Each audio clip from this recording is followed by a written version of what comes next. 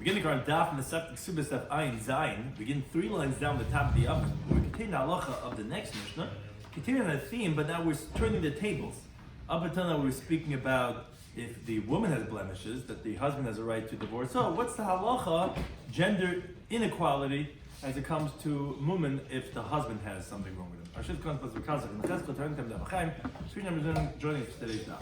Sometimes we discuss in today's daf the opening Mishnah, the Ishinol the woman. What happens if a man has blemishes that actually they're inkoivin? We don't force him to divorce her. If this case refers to nolui, if the woman developed after Nisun, or hoyu, who actually did before they even got married. The reasoning from the Mumin Hagadolim, when he has very large blemishes, then koivin is like then we actually do force him to divorce her. The Gemara goes through Be'eluk Shekoifin is like those men that we force him to divorce her.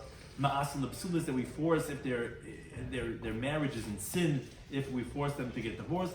Machalik if we're koifin for Nasi Isha B'Shoyim Aseshanim L'Yiladu, the infamous case of they're married for more than 10 years and no children, do we force him to divorce her? So begin the current Daf Ayin Zayin, 3 lines down the top of the oven. Again, continuing on the theme of something wrong, a blemish in the woman, now says the Mishnah Ha'ish shall know the woman. What happens if the man develops a blemish? So here it says the Mishnah we don't force him to divorce her, even though he's got this big deformity in his body. As we'll see exactly what that is. So he qualifies to them. When he said he says a small blemish. Aval ba the moment hagadolim, regarding large blemishes, which I'm going to explain exactly what's a large blemish. He says then we force him to divorce him. Now, regarding this opening halacha of the Tanakama, that although our girsa was shenoldu, it's actually machlekes in the Gemara what the appropriate girsa is. Rabbi Huda Tana, he learns noldu, meaning to say it developed later on. So this is not a condition that he had when they got married. It only happened later on. That's what we're saying, that okay, we don't force him to divorce her. He learns that it was there, meaning even before they got married. So the Gemara explains this machlekes. Manda Amr Noldu, according to one that says that it developed later on, that we don't force him to divorce her. Why for sure? Why all the more so if it was there beforehand? Because the Ksavra Bekibla, obviously she knew about this, that he had this blemish. She was okay with it and she accepted it. But Manda Mahoyu, according to one that says that only if it was there beforehand, we don't force him to divorce her. Aval Noldu, but if it developed later on, then we don't say he doesn't have to divorce her. I never knew you were going to have such a condition, and this blemish bothers me, and then therefore, according to that girsa, we actually would force him to divorce her. Now the Gemara, however, asks, not from our Mishnah. Our Mishnah said, he says, but when we say this, only by small blemishes. Then we don't force him to divorce. I kind of we're not going to force. But a large blemish, come on, that's covering this life. How can a woman be married with such a husband? We force him to divorce her. Now, so the Gemara asks, according to the one that says that it's when it developed later on. So I understand. I could understand you differentiate between a large blemish or a small one. Meaning, this did you say that a woman didn't know about it, only developed later on, the year into their marriage. Okay, klein is a small thing, fine, we're not going to force him a large thing. I can understand why it would be intolerable. But according to one that says that it was there from the beginning, so what's the difference if it's a large blemish or a small blemish? The whole logic of Hayu is Hasabar Bekibla, she knew about it, and she accepted, and she was okay with it. So why differentiating if it's big or small? It doesn't make a difference, you were okay with it. Says the Gemara, no, you're right, she knew about his blemish that he had beforehand. But she thought this is about, what do you mean about getting the ksuba? Yes, so Taisa says, earlier the it's eating ksuba. Yeah. No matter what, she's entitled for the ksuba. Right. So some say, so what's the difference between Sabr and Bekibla? So the Gemara says, she thought that she could tolerate it. Now she sees, I can't live with this. This is way too much. So that's what we're saying. By a small blemish, we say, no, you knew about it, you're okay with it. But a big one, it's appropriate. But she's saying that it's true, it's intolerable, and that would be a reason for her to us to force him to divorce her and to let her go. Now, in the next words, the Bach says here in the Eis Aleph, he says from here till the word Itmar is actually part of a brisa. And the word Itmar non is where the Gemara begins. It says the Mishnah that the Elohim Mum Gedolim, that these are the large blemishes, which here should bring what's considered a large.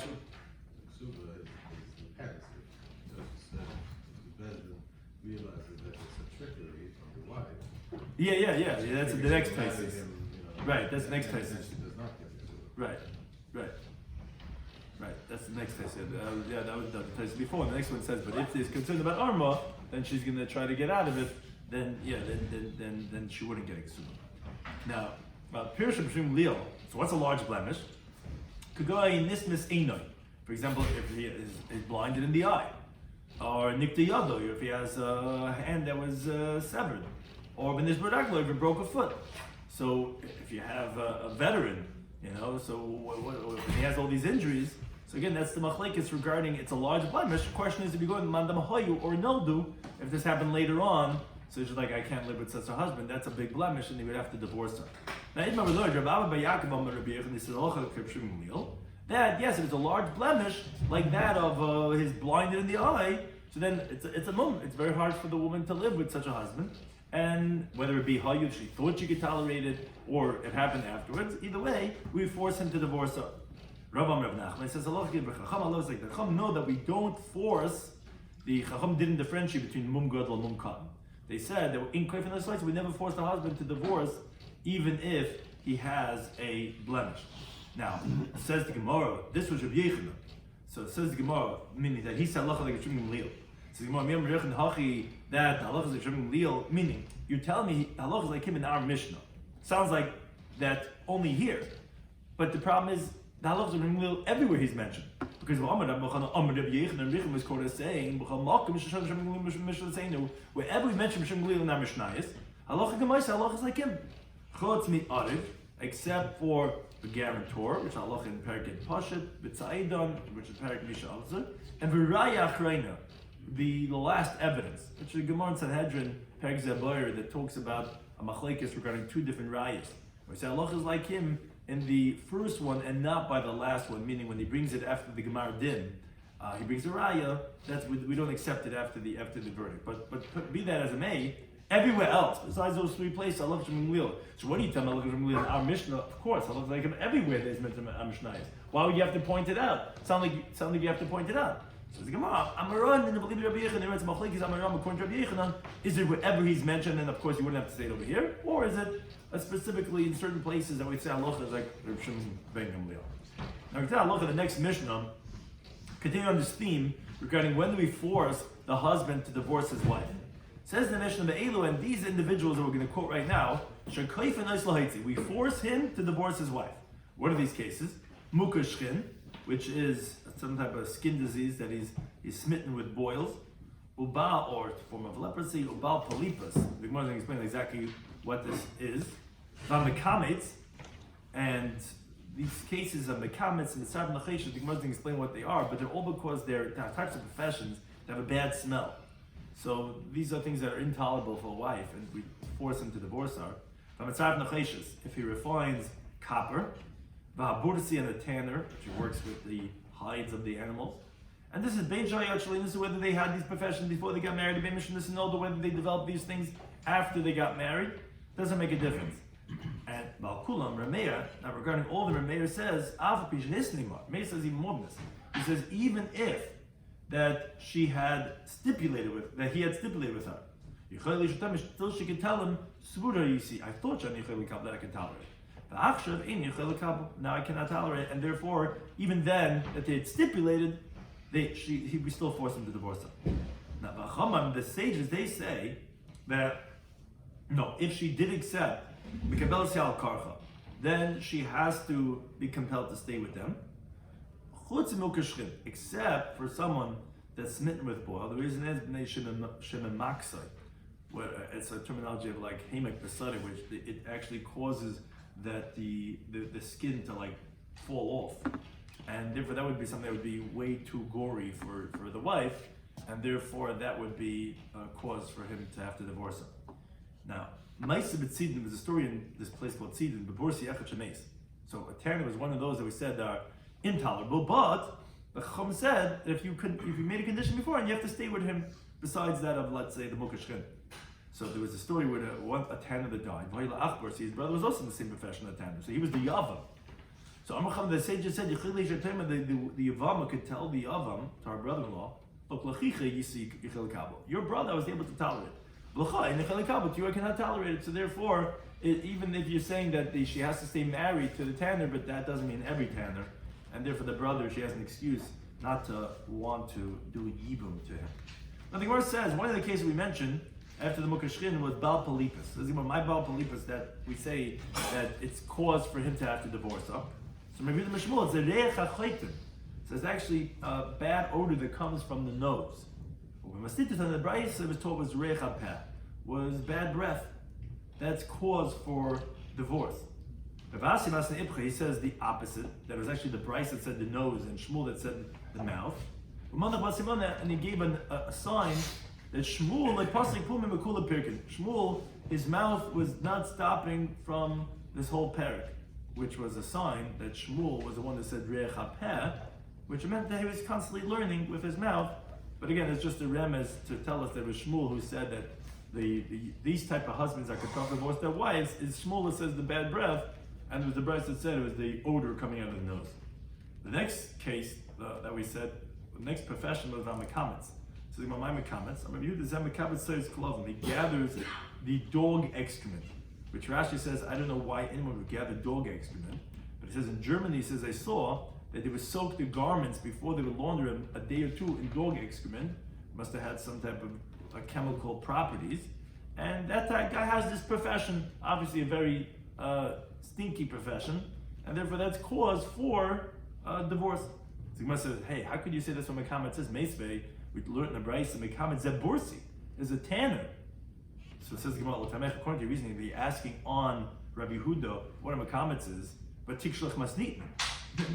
Then you have to ask on the Mishnah that counted Bursi as a different case than Mekametz. Because the Mishnah said, HaMekametz is one case, V'amitzaref Nachesh is another one, V'abursi. So how can the Raisa say that Mekametz is Bursi? So the Gemara says, no, that's not difficult. I can tell you the Mishnah is not difficult on the Brisa because you could say that that we're saying them in two different cases is because Kama Bursi Gadol, Kama Bursi Kat. That the Bursi is the one who does large scale, and the Bursi Cotton is the case of Mekametz, where he's poor and he has very few hides, so therefore that's what we mean Mekametz. But according to Rabbi Yehuda, who says that Mekametz means that he gathers the dog excrement, well, Kasha, that's for sure difficult. The Bryce is clearly not like him. So you're right, it's Machlekes Tanoim, the Tanoim in the Bryce. Mekametz Zeb Bursi, so that's like the Bryce is not like him. That says that it's a tanner, so like we said for the Mishnah means a small tanner. But Yeshem, some say no, Zalmakamet says Klovim, it's the one who gathers the dog excrement, and that's the one that reviews going like, so it's not difficult, it's a machlekes. Now the Mishnah had said Bamitzaref Nacheshes, and someone that works with copper about Bursi, and the tanner, they're also smelly professions and reasons for divorce.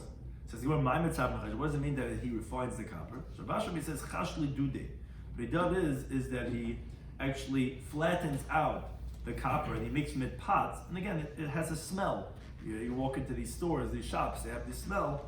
He says, this means to see someone that mines the copper from its source, from the earth. That is also a profession that has a bad odor. Now we have a Bryce that says like him, who's the Mitzaref Nacheshes? This is the one who mines the copper from its source. Now, continuing with, on this halacha, the Mishnah,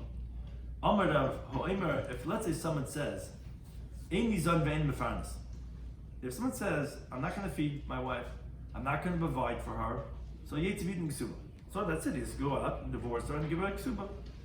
So Lazar went, he said this teaching of Rav, Kamei de Shmuel from the Shmuel. So Amar Shmuel said, they gave Elazar, who was saying over this teaching, barley to eat like an animal. And the reason why it's called achsua, from the word of kaisis, anything that's not a normal way of eating is called kaisis. Like he's chewing barley, like an animal. And why? In other words, this is what he was fed. He was fed something that doesn't make sense. It's not the normal interpretation, because instead of forcing him to divorce her, force him to give her to eat. That's his obligation. So what are you forcing him to divorce her? Says what would Rav say? Why are we forcing him to divorce her? Because a person cannot live with a snake in the same basket. So although we're going to force him to feed her, this is a difficult, contemptuous person And once a person saying, I'm not feeding her, get out, just divorce her and give her the ksuba, because even if we're going to force you to feed her, 2 weeks later is going to be something else, nachazach, and therefore that's why Rav didn't hold Kaifin lost. Now, the Gemara says, Kisol Reb Zera, when Reb Zera went up to Eretz Yisrael, Ashkechel Reb Yomi Bayefes, he encountered Reb Yomi Bayefes, the Yosef Kamala, that he was saying over this teaching of Rav, B'Shmid Reb Yechanan. Reb Yechanan also said the same teaching as Rav. So Malay, he said to Reb Yomi Bayefes, although on this teaching, Achsu Esarim Elazar B'Bavel, we made Elazar eat barley in Bavel. Now, another teaching from Amar Yehuda Amar Ravasi, he says, Eima Asim, we don't force to divorce Elul Psulas, only for those, meaning we're talking about, again, similar to the theme of our Mishnah of Yitz V'Yit Ksuba, so it's not the same thing. Our Mishnah was talking about forcing to divorce because of smelly professions. He would just said another way, a case that you force to divorce if you say, I'm not going to feed and not going to provide. Another case is that Ima Asim, we don't force to divorce Elul Psulas, only for those that have an invalid type of a marriage. So the Gemara says, Ki Amrita Kamei de Shmuel, when they said this one to Shmuel, Amay says, for example, if let's say you have a widow married to a high priest, you have a divorcee or a chalutza married to a regular kohen, remember there's something in Israel, illegitimate, from a illegitimate marriage, the daughter and the Sina from the Gevaim married to Israel, or the other way around, those are psulos that you force them to divorce. But let's say you're married to a woman for 10 years and they didn't have children. We don't force him to divorce because we don't force regarding the mitzvah about having children. However, he says, no, the halacha is afila nasa isha, meaning his version of Shmuel is afila nasa isha b'shem yud shud malilad. Even if a person is married to a woman for 10 years and did not give birth, we force him to divorce him. So the Gemara asks from our Mishnah. We learned the Mishnah that said, these are the individuals that we force to divorce. Is mokishchen, someone who has smitten with boils, about polypus, someone with a bad breath or bad smell from his nose. So it sounds like these cases you'd force to divorce, but not for having children. So the Gemara says, Bishul Ravasi, we understand according to Ravasi that it's not difficult. That why didn't we mention the case of the psulos, the problematic marriages that are in sin? In the Mishnah, because you could answer, you could say yes. The Rabbanan Ketani. Our Mishnah was only mentioning those that the prohibitions are not written in the title, which is smelly profession or mukushkin. They're nice on Ketani, but something that's biblical, like Almon Lekar Gabel, you don't have to say in the Mishnah that's biblical. That's already says in the title. Where he added on one more case from Shmuel. Listen, you should say, if you married a woman, you're with her 10 years, and she didn't give birth, that we would divorce him because biblically you don't have to divorce her, because you can marry another woman. It's only rabbinically that we say that no, as long as he's going to have a woman, no one's going to want to marry him because he already has a wife. So we force him to divorce her just so that he can get another wife, but that's not biblical. So that's rabbinic. So you told me the rabbinic cases are the ones we mentioned in the Mishnah. Why didn't you say that case also? So Mamnachman says like cash is not difficult. You know why? Because regarding having children is b'mili. We afflict him with words, meaning we rebuke him, but we don't take the stick and hit him. But the case of our Mishnah is b'shaiti. We even take a stick and we hit him because it's not possible for her to tolerate being with him. So we force him to divorce her. The woman got running children, she's not even mitzvah, so we rebuke him with words. We don't force him with a stick, and we don't come with a stick, and that's what we didn't say in the Mishnah. In case of our Mishnah, you would take a stick. In case of not having children, yes, we tell him that you have to divorce or you have to have children, but we wouldn't take a stick, and that's why it's not said in the Mishnah. But Masir Rabba asked for a pasuk in Mishnah. Pasuk says, "B'dvadim lo yavoset aved." The slave does not become rebuked with words. Words don't work. We need the stick. So how are you telling me that you don't say in the Mishnah because you're doing it with words? Words wouldn't work. So Ella Rabbi gives a different interpretation. He says, no, hava b'shaiti. Truth is that they're both talking about with the stick. So what's the difference? Why didn't say in the Mishnah? We continue on the base. Hasam over there in the case of our Mishnah, ki amra, when the woman says that I'm okay with it, and having about there, I want to stay with him, shakinlo. We let her stay with him. But hacha, Over here, in the case of Pir Berivia, although she says I want to stay with him, we don't let her because he has to have children. So if she doesn't mind his body odor and all these things, fine, stay with him. Therefore, we say it, and we can't have this case with her because there she could choose to stay, here you can't choose to stay. But the Gemara says, wait a second, how could you say that? One of the cases was if he's smitten with boils. Even if she says I want to stay with him, we actually don't let her. Why not? Because now we learn the Mishnah says chutz mokashchin. Why? Because she makes his flesh cause to fall off. So we looked in the Mishnah. I thought you're not saying cases that she's not allowed to say I want to stay with him. Mokashchin, you're not allowed to say you're going to stay with him. So why is that any different than the case of being married 10 years, which also you're not allowed to say? So that should also be said in the Mishnah. Says you want to know it's different because Hasim over there by mokashchin.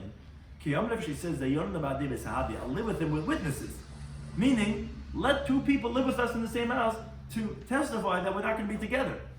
Then we would let her stay with him. It's only because we don't allow her to be with him to make his flesh fall off.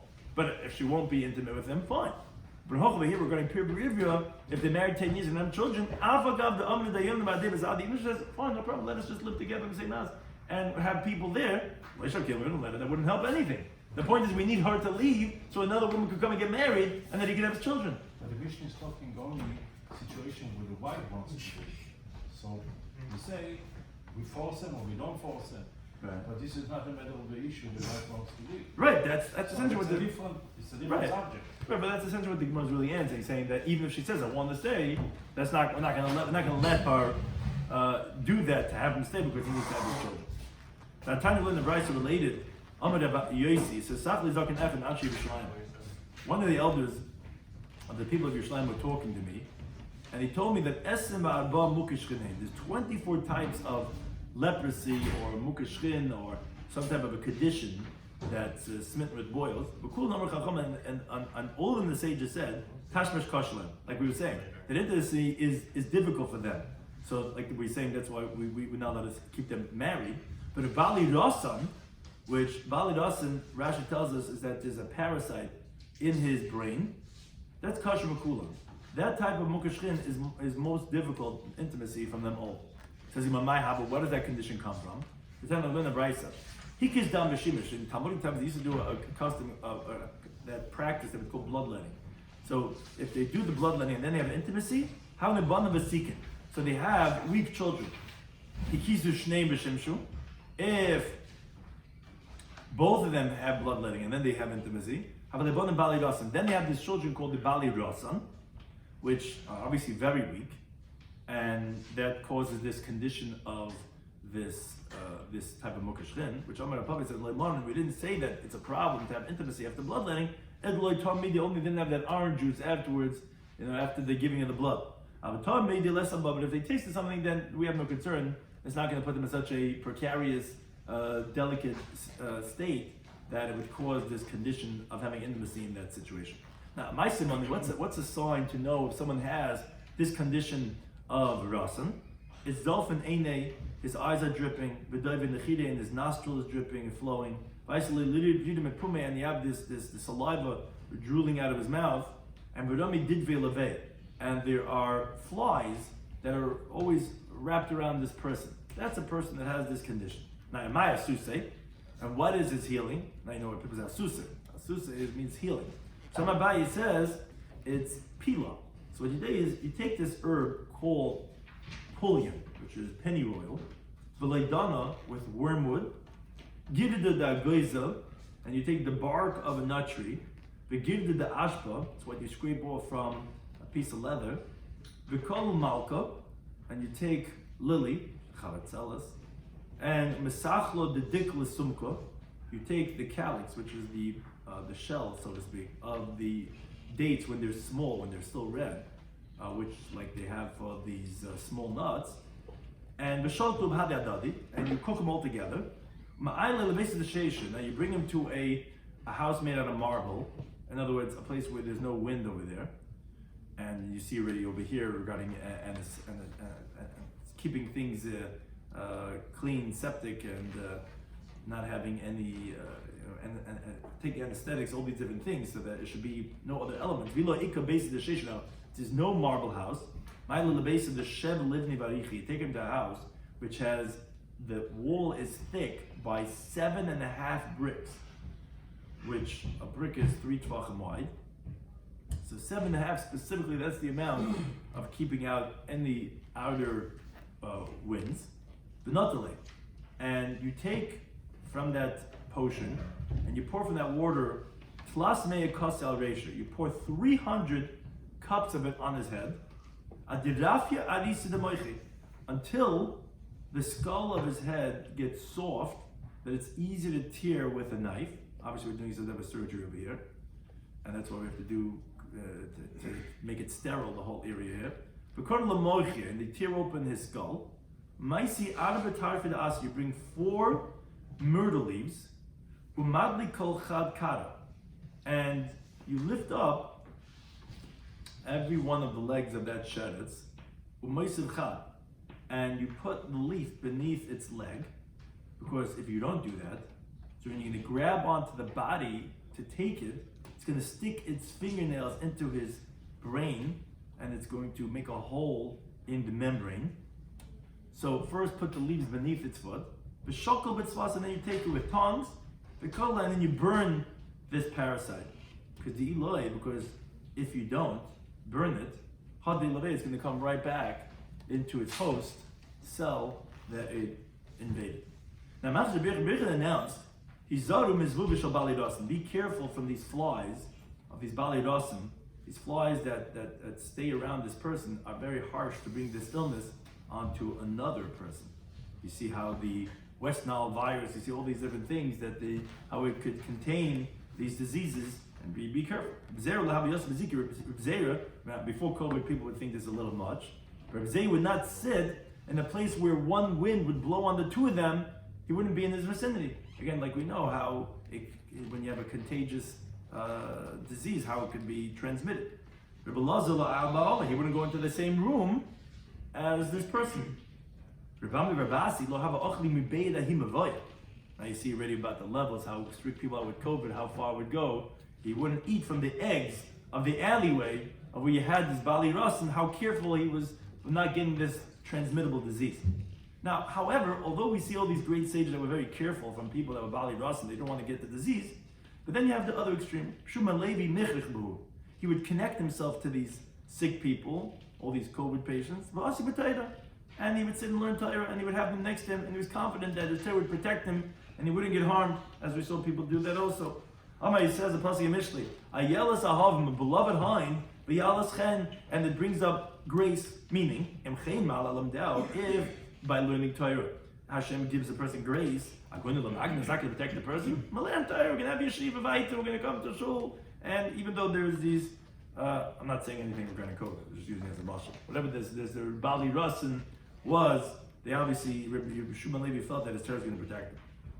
Now, Kav Shachim, when it was his time to leave the world, so they said to the angel of death, Zil Avaledu Use, go and do for Rabbi Shloimy Levi what he wants. So Azlas Chazalei. So the Malcham Abbas showed himself to Rabbi Shloimy Levi. So Rabbi Shloimy Levi said to him, Achlei Duchtoi, show me my place, bring me to Gan Eden, show me where my place is going to be. So Amalei L'chai says, sure, no problem. Amalei, so Rabbi Shloimy Levi said to him, Havli Sekinah, give me your knife. Dilma Mevazas Liborchi, you might frighten me on the path, and that's how you actually get a person pass away. When the Malcham Abbas frightens the person's mouth opens up, and he drops a little drop from the point of his sword, and then that's the potion of death. So he said, you might frighten me. So Yavin Ali gave him his sword. Kimat Lahazim, when they got over there to Gan Eden, Dalius, so the Malcham Abbas lifts him up. Kamakli shows him his place. Shevar, he jumps, and Nafalahu Gisi jumps into the over to the other side. So Nakte, so the Malcham Abbas grabs a hold of a kind of degree with the edge of his cloak. He's like, I got you. He's like, he's already in Gan Eden, holding on to the corner of his garment. So Amalei says to him, meaning Yeshua Levi says to Malcham Abbas, I swear I'm not coming back. So HaKadosh Baruch Hu said, look, if Yeshua Levi ever took an oath, and then he requested to be matir that Shavuot to undo it, now he's got to come back. You could just undo your oath. And if he never undid an oath, Nahadi doesn't have to go back. Which he didn't. and therefore he was able to stay in his life, the way he was living, jumped into Gan Eden. So Amalei said, give me my knife back. Lava Koyavle. Shmuel wasn't giving him his knife back. So Nafka Bas Kalaba Amalei, so heavenly voice came out and said to Shmuel, Havnale, give him back his sword. The mitzvah lebriyasa, he needs it for the people. He needs it, it's part of his profession. He needs the knife to kill people. Now Machar Zaliyah Kamei, so Yal Navi made an announcement in front of Shmuel Levi, Panu Markham Lebar Levai, Mach Platz, make space for Bar Levai, for Ben Levi, Shmuel Levi. Panu Markham Lebar Levai, make place for Bar Levai. You see that no matter how great you are, it Vayman's Brister, it says, whose son are you? Bar Levai. They said the Levi's son. So he's coming, he's walking, whatever, and he meets Rabbi Shimon Yochai. Again, whatever this means, we have no musik what this means. But Rabbi Yosef plus Eser Taftike pizza. Rabbi Shimon Yochai was sitting on 13 shears of fine gold. Rabbi Shimon Levi is passing by. So Rabbi Shimon Yochai, the grace of Rabbi Shimon Yochai, says, Atu Balavai, you're the one that's Balavai? Amalei Hen says, yes. He says, Nidus Keshes Biyamecha? Was there any rainbows in your lifetime? Amalei Hen, he says, yes. He says, Imkin, if that's the case, Iyata Balavai, you're not Balavai. Meaning, you're not fit to have this announcement that I'm hearing on the, they have this announcement going, I don't know what they have, it's what their announcement, but the Keshes is only a sign of a covenant that Hashem's not going to destroy the world. If there's a tzaddik gama in a generation, they don't need that sign. And if there was a Keshes in your days, it must be, you can't be as great as this announcement is. It says, actually, it's not the case. Actually, there was no Keshes, there was no rainbow when Shmuel Levi was alive. Now, the Savar, Shmuel Levi just held, I'm not going to take thanks to myself as he's asking me, like, just a great tzaddik, you did this and this and that. Didn't want to make such a big tzimis, but really, the truth is, he didn't have a Keshes in his head. Now, the Gemara brings a similar, what they always have, what's called the copycat syndrome. There's another story that the Gemara brings. Chanina bar Papa, Shushbinehab. He was a beloved and a friend with the Malach HaMavos. I guess with friends like that, who needs, enemies, it's, you make friends with the angel of death. And they say, embrace your dark side. So when he was passing away, they said again to the angel of death, so love later who said, go do with him, we don't get such choices, but some people say, do him a favor, do what he needs before he passes away. So it's like a base, so he went to Reb Chanina bar Papa, and he showed himself there. Amalei said to him, Shafki Tlasin Yom. He says, give me 30 days. Until I can review all my learning. Because like they said, a famous phrase, Ashrei Misha Bolakan. How fortunate is someone who comes over here with Talmudai biyada, he has his learning in his hand, meaning in the hand means that it's in your hand and it's available. And therefore let me review before I get the big bechina when I get up there. So Shafki left him. The Basat Tlasin Yom, he comes back 30 days later. Knock on the door, who's there? The angel of death. He shows himself. Amalei said to him, he says, show me where my place is going to be Gan Eden. Amalei says, sure, no problem, I'll give you a preview. Amalei says, Havli Sakinach, but give me your knife. He might frighten me on the way, I'm going to die as I'm traveling. So Amalei says, what? You want to do to me like your friend did? That you're going to grab away my knife and you're not going to give it back to me? Amalei, so he said to him, Reb Chanina bar Papa says, I see Sefer Torah v'chazi. Bring a Torah scroll and let's see. Is there anything that's written in the Torah that I didn't fulfill? So Amalei says, yeah, but don't think you're like Shmuel Levi. Did you wrap yourself with the people that have the sickness of Rasan and that you sat there and you learned Torah like he did? When he put his life in danger to honor the Torah, to show that the Torah is going to protect me?